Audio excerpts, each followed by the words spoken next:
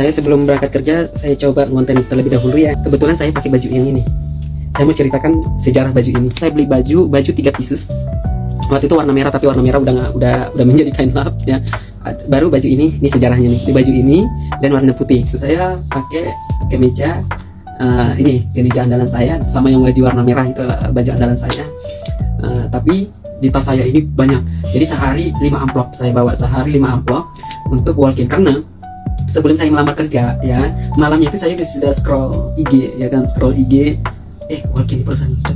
Makanya hampir setiap gedung yang ada di Jakarta itu, gedung Astra, mau gedung DBS, UOP, BCA ataupun Aksa Tower, dan ada bahkan di Manhattan pernah aku dapat panggilan di Manhattan hotel yang di Jakarta itu yang Setiabudi.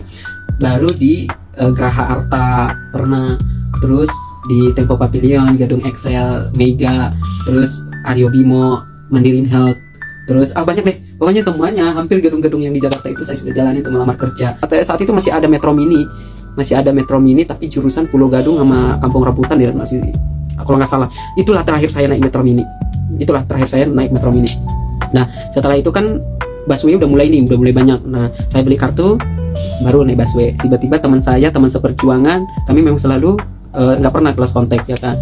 Terus dia WA, kamu mau nggak? Saya udah diterima nih, marketing ini mau nggak? Kalau mau biar saya referensi ini.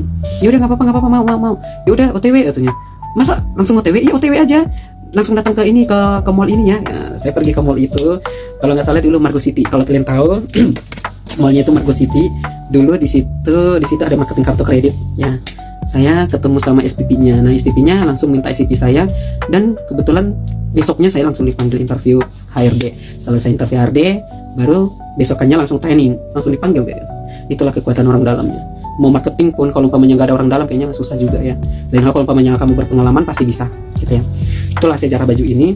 Jadi ini saya mau pakai kerja dulu.